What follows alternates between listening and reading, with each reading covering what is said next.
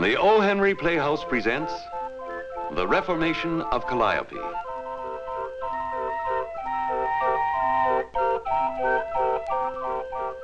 New York at the beginning of the century, a place and time of gracious living, leisurely paced, when a man's salary was his take-home pay, and the Roosevelt they talked about was Teddy. Horse cars were still to be seen, and the automobile was just materializing from a dream in Detroit. New York, with its brownstones and tenements, a fabulous city leading a lusty young nation to greatness. Baghdad on the Hudson with a magic carpet of its own, upon which O. Henry rode to become a legend. Every street, every house, everything and everybody held a story to be told, and O. Henry sought them out and told them. Frequently he drew upon the rich background of his own experiences in Texas and Central America. But always he wrote with a warm understanding that shed a romantic glow upon simple everyday living that made him the most widely read storyteller in the country.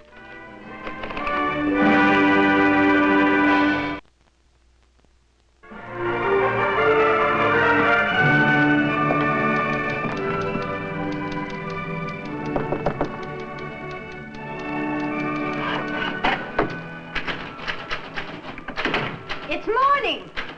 And I know you didn't have your dinner last night. Shut up, said Buck. She's coming back. The end. Well, that's it, Mrs. Blunt. Once more, I'm under the wire with rent money assured for the next few months. Why, you know I don't worry about the rent money, Mr. O. Henry. I'm proud to have you for a tenant. You mean I don't have to pay any more rent? Well, not exactly that. The Reformation of Calliope. Calliope, in that case. Calliope, what's it about, a merry-go-round? It's about a bad man, a sheriff in a Texas town. That's Cal Catesby, the bad man. Well, he doesn't look so bad. He was, though. Kept a whole town buffaloed. That fellow in the other picture ran him out. Well, he looks mean enough to do it. Takes a mean man for a job like that. That kind of meanness is something you don't put on and take off like a straw hat. Men like Buck Patterson live so close to the edge of trouble that it becomes a necessary part of his life. And if trouble doesn't show up anymore, he's liable to go looking for it. Sounds like he should have reformed. I think they both did, Mrs. Blunt. Though things might have drifted along as they were for quite a spell, except that Cal's younger brother decided to go on the prod.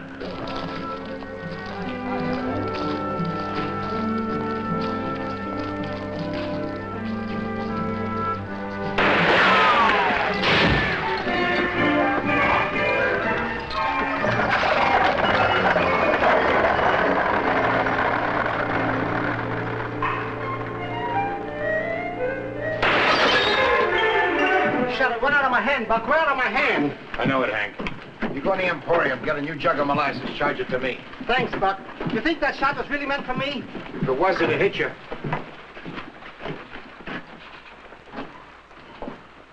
It's Johnny Catesby. He's in the Longhorn Bar. I'm a bright-eyed, bushy-tailed snorter with a ring in his nose. Out of the brush on payday. This town's dying of reform, and I ain't take it apart. To start with, we're gonna...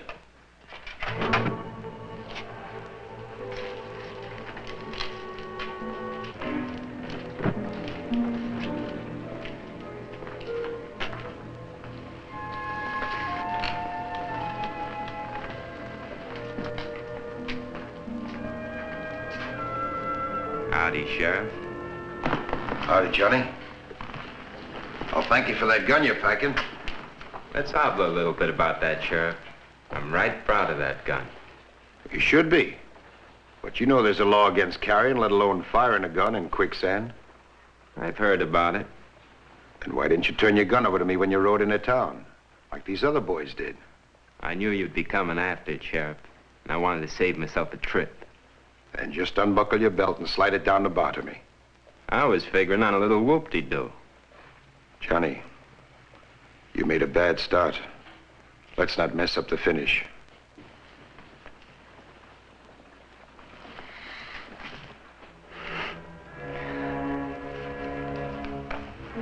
payday is come and gone.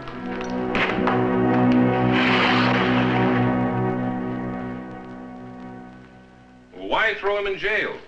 You made your play good by disarming him. Yeah, Buck, what are you holding him for? $22. How does that figure? $10 fine, $10 for a new weather vane, and $2 for a jug of molasses. You mean to say that for $22 you'd take a chance in putting us back where we were a year ago? I don't follow that, Newt. All right, what do you mean? I mean that things are going along nice and peaceful. But if we keep Johnny Catesby in jail, it'll be an open invitation for his brother Cal to come back here and take over again. You're talking to the man who ran Cal Catesby out in the first place, you know. I grant you that, Doc. But it took high-handed methods to do it, and I don't want to go through them again. I say it's time to loosen up. There's a difference between a swaggering gunman and a cowboy on the loose fixing to have fun. Not to me. The law says that guns will not be worn. It makes no distinction between a swaggering gunman and a cowboy on the loose. Johnny violated that law. As a result, he's in jail. If you don't think he should be, then change the law. There's merit in what everyone's had to say. Now, what we need is a comprehensive law that will take all elements into consideration. In that case, you need one more thing. What's that? A new sheriff. I wouldn't be satisfied letting trigger-happy men take pot shots at me under the protection of a comprehensive law. We're never going to pass the kind of law that lets anyone take pot shots, Buck. I know you don't mean to, but if you go tampering with this law you got, Cal Catesby's going to move back into town and run it. If that's the way you want it, then just let me know in plenty of time so I'll be able to pull stakes. Now, if you'll excuse me, gentlemen, I've got work to do.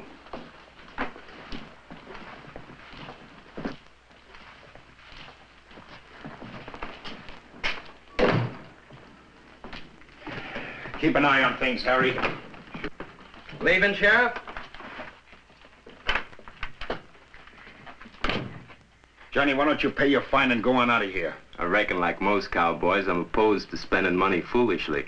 Girls and cards and tailor-made meals are all right? For fines or foolish expenditures. You know, we can't have you kicking up your heels around here like a high-lifed yearling. Me? I'm resting easy. By the way, what are you doing your cowboying these days? Down by the river with my brother Cal. You remember him, don't you? We've met. I thought maybe you'd turned honest. Cal wouldn't like to hear you say that, Sheriff. We're doing a thriving business. Promises to get better. If I were you or Cal, I wouldn't count too much on promises. Good night, Sheriff. Don't lose a stirrup. A buck's like all those gunfighting lawmen. Gotta be boss or they won't play. It's that star you pinned on him makes him boss. Then let's unpin it. Now, wait a minute, Newt. You're spooky as a scared steer. What's the matter with you? Nothing. Except I'm going broke.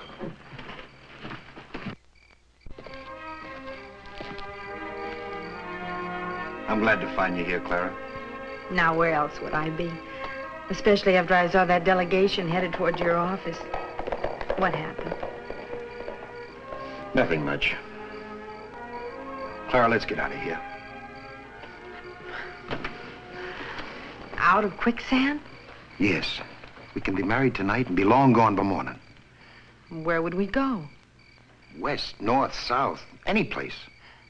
Any place where there's new towns to tame? Is that what's the matter with you? Are you nothing but a gunfighter like people say? You know, I watched you this afternoon when you went after Johnny Catesby. And you would have killed that foolish boy if he'd drawn for his gun. He knew it. That's why he didn't draw. That's why this town is peaceful and quiet right now. Oh, Buck, towns grow up like people. They grow up or they die, and this town's growing up. You gave it a chance to. That's the whole history of the country. There's riot and there's gun rule until people turn things over to a man strong enough to protect them while they build their homes. And then when things are running smoothly, they want their town back, and you've got to give it to them. How can you be sure they're ready for it? Well, you can't, Buck, but you've still got to give it to them. They'll never be ready if they have to depend on a gun.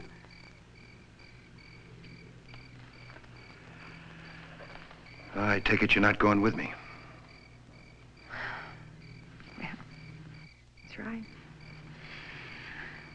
Never like this. Buck. Sorry, Buck. Johnny Catesby just broke jail. How'd it happen? I was checking out a couple of guns for some boys from Bar X Ranch. I heard a noise in the cell. When I got there, Johnny was gone. All right, Harry, go on back. I'll be along in a minute. Sure, Bug. Excuse me, Clara. The town just fell apart.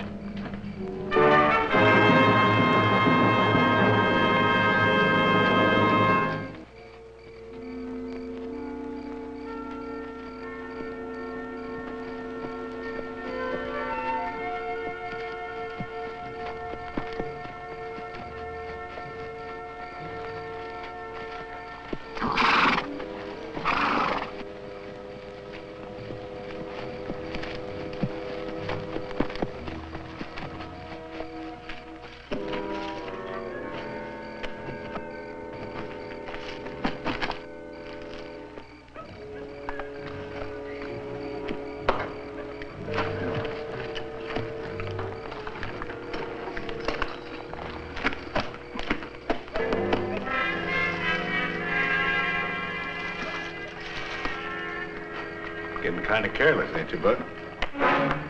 Howdy, Cal. I decided long ago there was no defense against dry gulches. And you know you're safe with me. Figure I said that and go on what you got to say. I've been expecting you.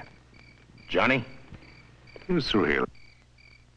Thanks, Cal. I'll be on my way. I wish you wouldn't, Buck. You know better than that. How much do he owe you? $22. That all? And a jailbreak, but I figure you had help with that. Settle for 20? If I can knock $2 off the price of a weather vane, you can. It's real. I can see that, but I don't understand why you give it to me. Just figure I don't want any trouble in Quicksand. It was my town before it was yours. I thought you sent Johnny in as a starter toward taking over again. No, that little foray was his own idea. You've tamed that town so it'll never recover. For your purpose, you mean? And yours. Well, the kid tells me you looked pretty deadly in that longhorn when you faced him. What's the matter? You itching for excitement? Maybe. You know, you're the second person accusing me of that lately. No criticism, Buck. You and I both know that's the only way you can be when you're fooling with guns.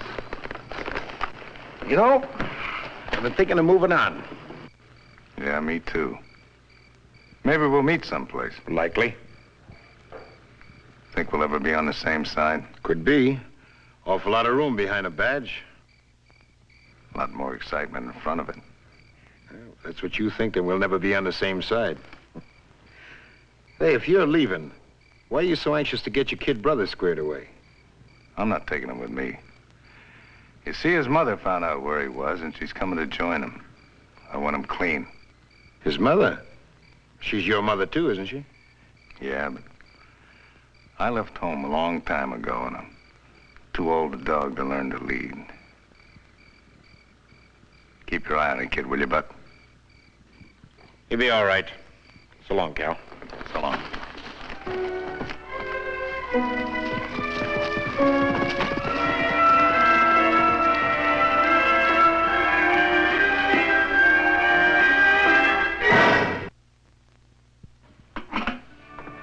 Sounds to me as though everything's straightened out nicely. For Cal, perhaps. He merely shifted his responsibility to Buck. Johnny? Yes. Cal didn't want his mother to see him. Well, that's what he said.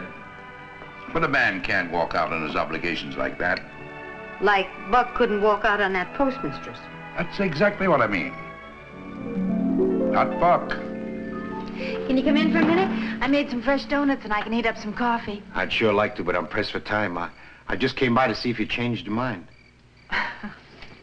About what? Marrying me? Oh, Buck, you know I'd never change my mind about that. We can do it tonight, right now. Just pick up and go. You know I can't do that. We can't do that. We both got obligations and, well, with this Johnny Catesby thing all settled, I don't see why the hurry.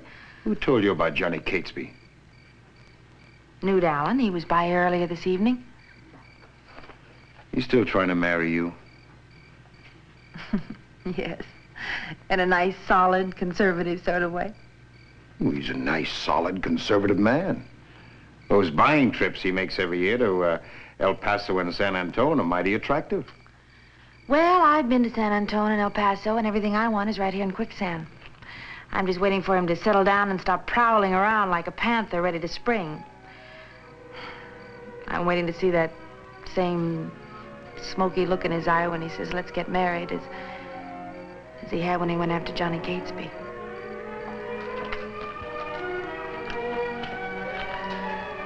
You're mixed up, Clara. The hottest fires don't smoke. Sorry, honey. Trouble. That's what I mean.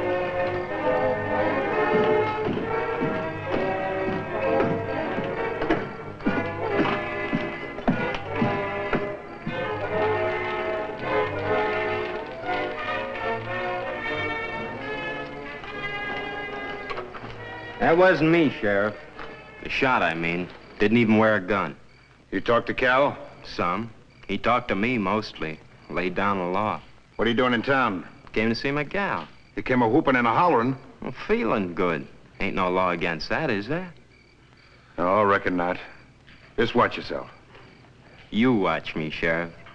I'm a man of peace from here on in.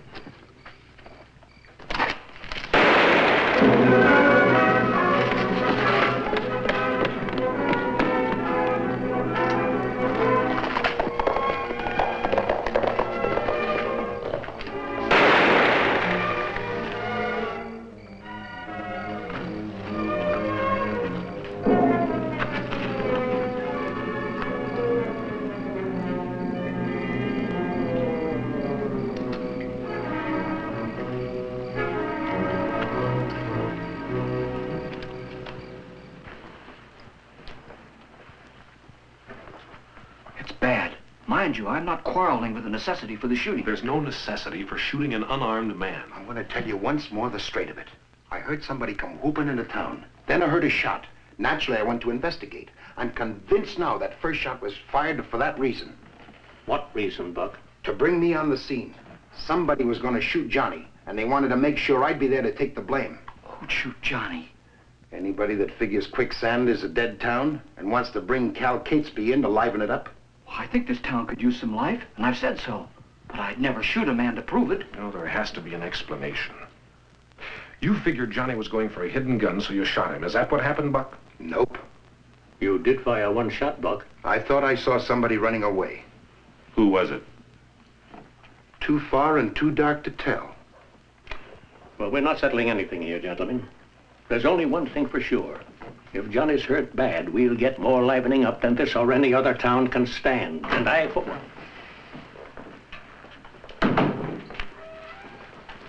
How is he, Doc?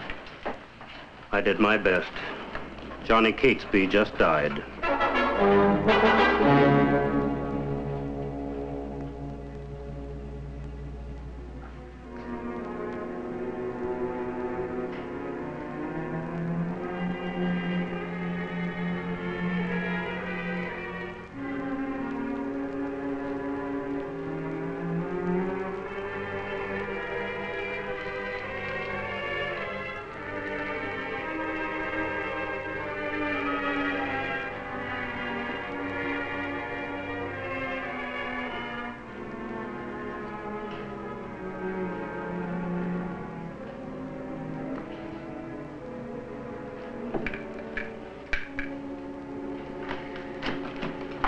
Morning, Sheriff.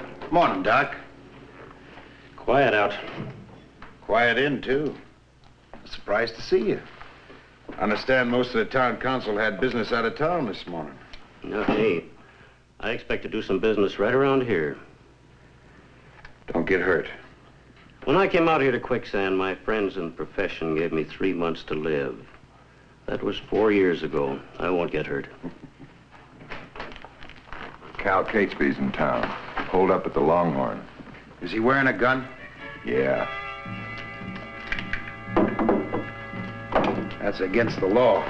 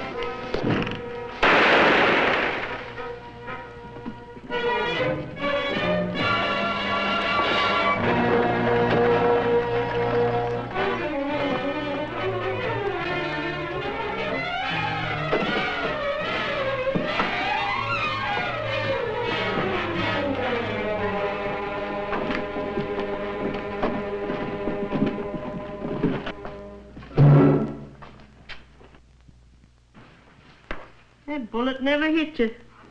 Just skeeted along the side of your head, paralyzed you for a spell. My husband used to kill squirrels that way. Barking them, he called it. He just got barked. You lay still. You'll be all right in a little bit. You don't know me.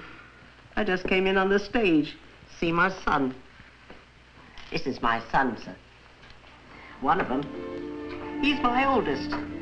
Haven't seen him for a long time. I heard some disquieting things about him, and I'm mighty proud to find they're wrong. But he's a peace officer.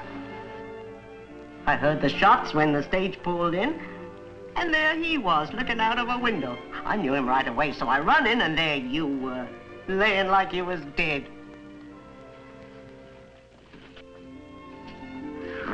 I think I'd like to sit up.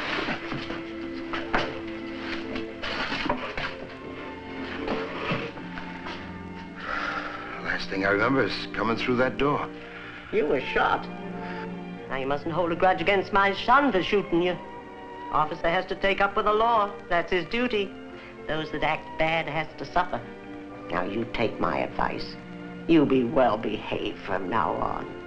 Act peaceable, godly, and stay away from bad company. Work honest, sleep sweet.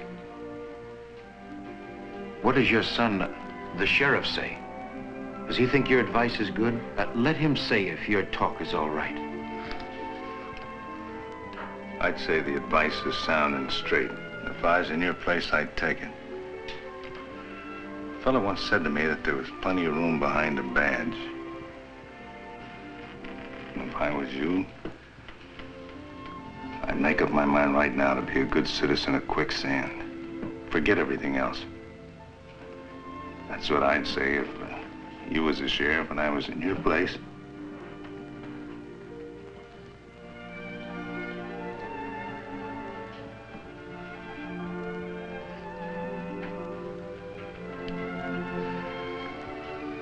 Well, if you was in my place and I was sheriff, I'd say you ought to be free to keep that promise. There now. I forgot my bag. I got 8 jars of homemade quince jam in it. Cal, about Johnny. I knew you didn't kill him as soon as I found out he was shot in the back. It was Newt Allen. He's been trying to make a deal with me for over a year. Lost a lot of money gambling in El Paso. He's trying to force me back into action. I'm sorry I didn't get him before he barked you. Oh.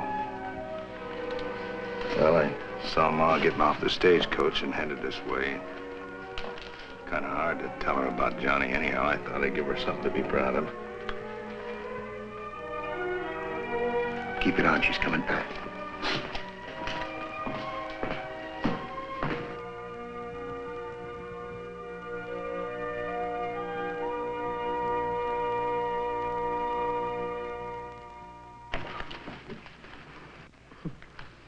And this is the badge. The very one. Buck Patterson gave it to me. He had some new ones made. A sheriff's for him and a deputy's for Cal. Buck and Cal, they must have made some team. Mm-hmm. The best of the Big Bend. And Clara, did she and Buck live happily ever after, as the stories go? She did indeed. I was godfather for the first boy. They called him Johnny. You're a man of entertaining sentiment, Mr. O. Henry. Thank you. I'll get back to work. Thank you, Miss Blunt.